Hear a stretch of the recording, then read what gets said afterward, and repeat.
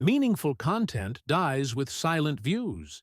Your subscription, like, comment, and share help the video reach more people.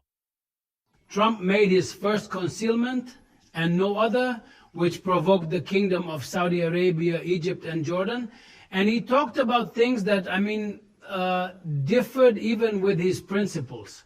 Trump is always against foreign interference in the affairs of countries abroad, and he wants to achieve the interests of the United States only, and he wants most of his demands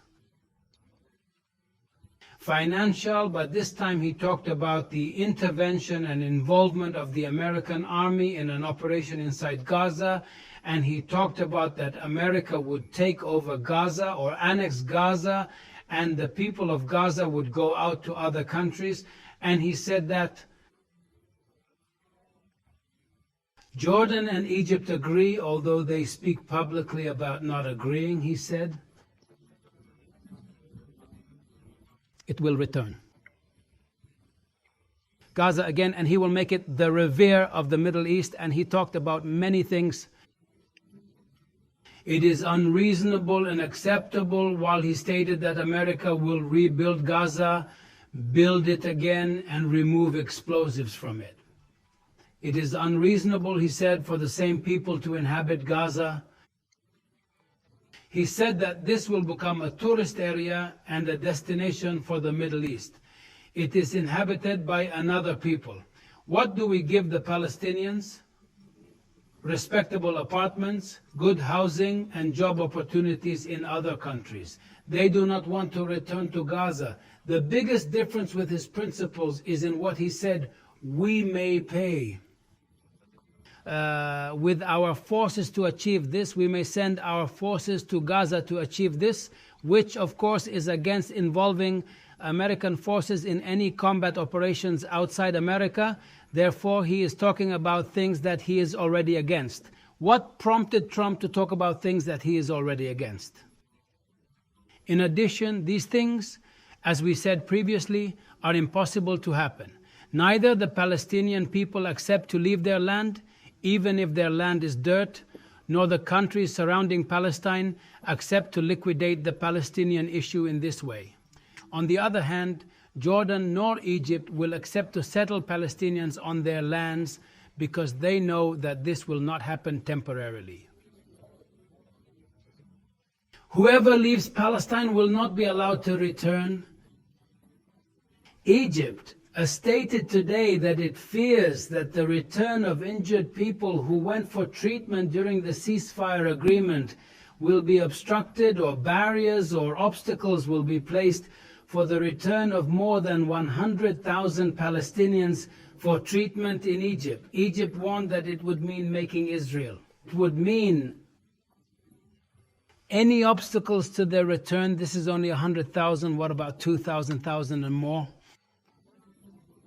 A large part of them want to reside in Egypt, the other part in Jordan. Neither Egypt accepts the liquidation of the Palestinian issue, nor does Egypt accept that part of its lands be deducted, annexed to Palestine, or given to Palestinians, nor does Egypt accept that the people of Gaza live on its lands. Egyptian President Abdel Fattah el-Sisi stated that on the assumption that they lived in Sinai. Of course, they are defending their lands, and they start from Sinai to carry out operations inside Israel or against Israel inside occupied Palestine. Where will Israel respond to them? In Egyptian territory, al-Sisi says that we will be forced to defend our lands and enter into a war with Israel. He says that if they are settled with us, we may be forced that may enter us into a war with Israel. And even an entire community, including Hamas, and its security and military apparatus and its weapons, and all these matters mean that it is very difficult for any country to contain or shelter them and bear the consequences of that. In addition, Jordan originally hosted the first wave of displaced people when 600 Palestinian villages were demolished in 1948. So Jordan endured these displaced people and established camps to this day that are present in Jordan. At that time, 1,000 Palestinians representing half of the Palestinian people at that time, were displaced outside Palestine, assuming that Jordan or Egypt accepted it for any reason. That concludes it. Its state of popular boiling may mean undermining the regime if the regime accepts this, as liquidating the Palestinian issue is a popular issue before it is official in all the peoples of the region.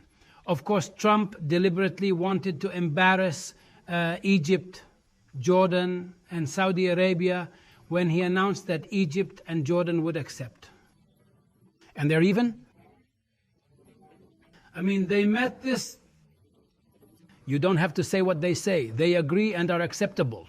In fact, if they accept, we will stop the aid and they need other matters. He stated more than once about that. Then he announced that the Kingdom of Saudi Arabia does not care about the establishment of a Palestinian state if it wants normalization with Israel. Netanyahu stated that there are discussions. Secrecy between us and the Kingdom of Saudi Arabia for 3 years, and he did not clarify the type of discussions. And what did the Kingdom of Saudi Arabia request? Mediated or without mediation.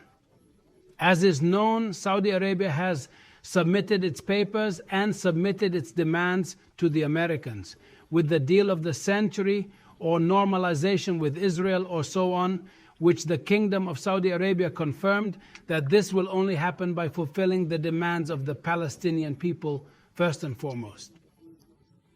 The two-state solution envisages establishing a Palestinian state alongside Israel. Saudi Arabia's firm and immediate response clarified that it remains steadfast in demanding a Palestinian state's establishment, emphasizing this demand strongly. The proposal by the Arab League or the Arab Initiative submitted a year ago. This was the demand of King Abdullah, then came after King Salman, and the same demand and the same firm position of the Kingdom of Saudi Arabia, which Prince Mohammed bin Salman confirmed in his last speech before the Saudi Shura Council, therefore. This was confirmed by a statement by the Saudi Ministry of Foreign Affairs, which was received firmly and decisively. So if the Kingdom of Saudi Arabia cannot accept this, and it has made it clear in more than one place that it will not accept this, and that Egypt and Jordan will not accept the displacement of Palestinians there, and Trump's words are incorrect regarding those countries. The two countries, and also regarding the Kingdom of Saudi Arabia. Why then did Trump mention that and involve the three countries and try to embarrass them like this? He knows that this matter is embarrassing for three countries, and he wanted to put pressure on the three countries by embarrassing them in front of the international community and in front of their people with a demand that is almost impossible. And this demand is originally a kind of imagination because it violates international laws. So Trump removed some of the international laws that may hinder this matter. And issued an executive order to impose sanctions. The court is the International Criminal Court. This means reducing the legal and international pressure on this demand in order to make this demand more realistic. Why did Trump put pressure on the three countries with these demands?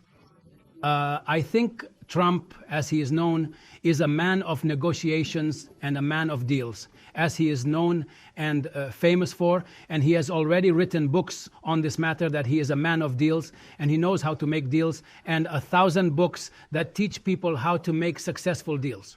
The book from the late 1980s can be written or mentioned in his election campaign that this is more important. It is the second most important book after the Bible. I mean, for him, Trump is a bargain man.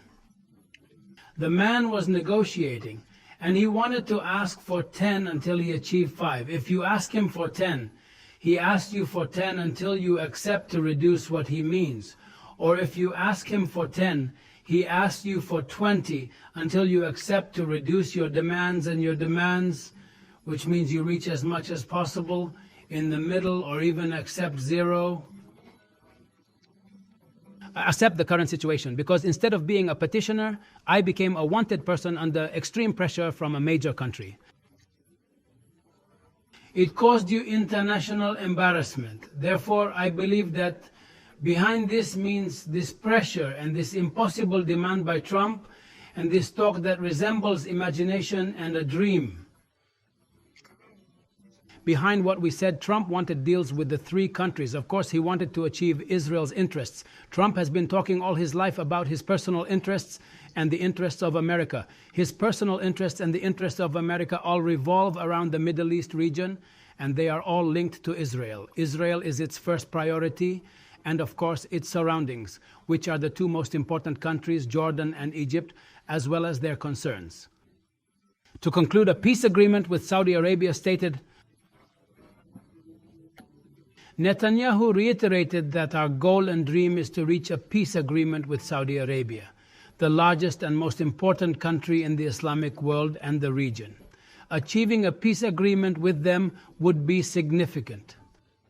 Due to the extreme impossibility of these demands and the lack of objectivity and fulfillment of Trump's demands, the White House and the U.S. Secretary of State came out and denied that Trump meant that we would rebuild Gaza with America's money and we would not annex Gaza. For America, Trump is what he means. American forces will participate in military operations, or that is land on the ground in Gaza, and they will return to us because the demands are very unrealistic. Trump is speaking from the standpoint of negotiations and wants to put pressure, so he exerted maximum pressure, which is to embarrass those countries. They make unreasonable demands. What is the embarrassment? This. It means three things for Israel. First, it is impossible. It means, or excluding the demand for a two-state solution, in which the Palestinian Authority demands a two-state solution, and in which the Arab countries demand it together, as well as, of course, the countries of the world. European countries and even former American presidents were demanding the principle of a two-state solution, which Israel rejected and violated this principle and established settlements in lands that were supposed to mean according to. The proposed plan within the United Nations aims to recognize this territory as Palestinian land. So, Israel disregarded this proposition and rendered it nearly impractical. To undermine this request, we put forth a more substantial demand, so they consent to us relinquishing this specific claim of ours. For zero, today, the Kingdom of Saudi Arabia wants to establish a Palestinian state until it removes this demand from its demands. We tell it, no, we will abandon the Palestinian people abroad until it says, that's it, do not abandon the Palestinian people, and we are capable of rebuilding Gaza. And wave. Hamas, and it is under pressure from all the surrounding countries as well as from the Palestinian people to move away from the rule of Gaza and the administration of Gaza. Therefore, this is the second matter to be achieved from this pressure, which is the removal of Hamas and the end of Hamas's power permanently, and does not manage Gaza or govern Gaza, and demand goes away. The goal is the enduring establishment of two states, additionally pushing the Kingdom of Saudi Arabia to establish diplomatic relations with Israel, thereby lowering the intensity of its demands.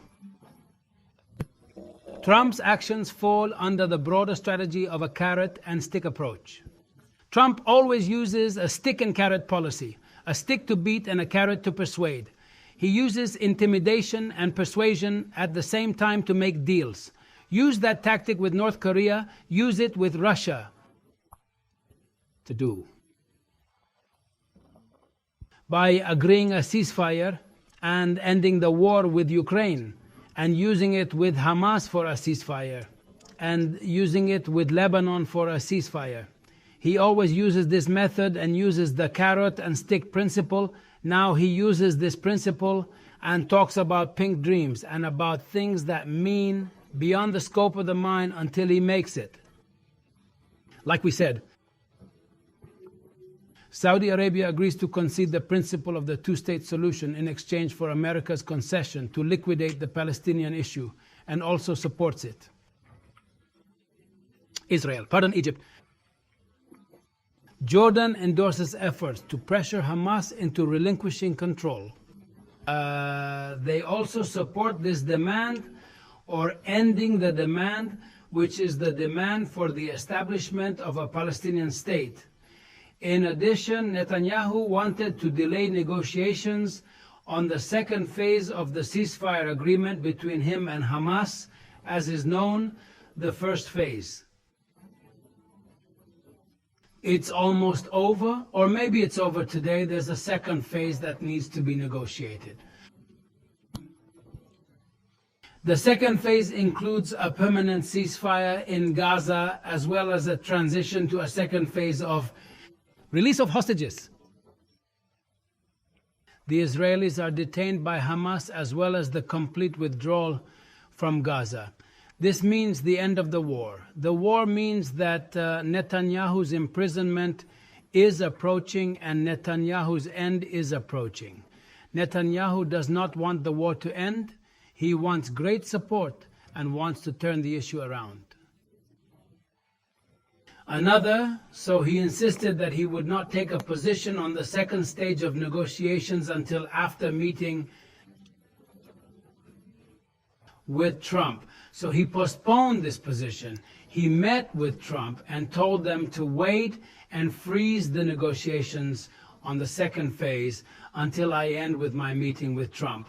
And this storm became with Trump. And as we saw, in which he tried to embarrass those countries and raise the ceiling so that the demands declined and Hamas remained where? Where are her negotiations? The issue has become bigger than negotiations, bigger than hostages, and bigger than Hamas. So it decreases. I mean, the ceiling of Hamas's demands, and perhaps the war will not end, or perhaps Netanyahu will back down from withdrawing from Gaza so that the Gaza war will not end, and he and his political future will end. Trump also has interest in taking such positions to support Israel, as we said, his brothers, the Jews of his son-in-law Kushner, as well as also he is supported by the largest channel against the Palestinian cause, which is Fox News, and Murdoch Malik. This channel is known for their absolute support for Israel and their opposition to the Palestinian cause. This was the only channel in the traditional media that stood with Trump. So Trump, of course, has supporters that he cannot abandon, who are those who stood with him in the first presidential term, as well as when it was completed. He fell and accused the election of being rigged, also in his second presidential term. Throughout this period, he received absolute support from the Fox News channel. So it was the only one that supported him, and this channel is not simple, and the control of the Jews is also known. On the American media, therefore, he needs this matter, especially since he is facing the Democrats and what he calls the deep state. It means, now he is working on a cleanup storm that included the US Department of Justice, investigators, etc. He needs the media to support him, and as it is known that the Jews have machinations inside America and they have a long hand, he fears this matter and also wants their media support. In addition to that, religious matters can bind him. With the support of the Jews, as is known, he is rightist, and means he talks about religious matters sometimes, and his attachment to God when, as he claimed, when he survived the assassination attempt, means these things make him close, or rightist means close to the Jews who are considered. Or it means that they showed the American people that the Old Testament, which is Judaism, is an extension of the New Testament, which is Christianity. Therefore, what is important is that there are several connections that make Trump strongly lean towards Israel and Netanyahu and deal with it. Absolute loyalty to this cause. So I think that's why Trump is blackmailing the three countries, Egypt, Jordan, and Saudi Arabia, and trying to embarrass them and pretend that they agree to these demands. to try through that maximum pressure on them. He cannot put pressure on the Kingdom of Saudi Arabia with anything, nor Egypt and Jordan. This aid that he said was to stop Egypt. Saudi Arabia does not need aid at all. What does he need from it? Or he asked them for money. He always wants money. The Kingdom of Saudi Arabia, Egypt and Jordan, the aid he claims to provide them is military aid. Weapons procured by the American government from U.S. arms manufacturers and payments made by the American government to American officers to train the Jordanian and Egyptian militaries signify something other than financial aid. In case of cessation, it will suffer as well. The U.S. military personnel receiving these salaries and training, along with American weapons or arms factories, were affected. It is not a big deal, and he threatened Egypt that he would threaten its water security, and in fact he was unable to put any pressure on Ethiopia with the Renaissance Dam file or issue, and he contented himself with inciting Egypt to bomb the dam during his first presidential term. Therefore, it means that all of them were attempts to put maximum pressure on those countries by embarrassing them with the street, internal and Arab street, by claiming that they agreed to those demands. And as I said, I think that comes within the framework of Trump trying to negotiate with those countries, asking her to make unfeasible demands until she accepts the current reality without improving it. According to my analysis of today's data, this reflects such a strategy.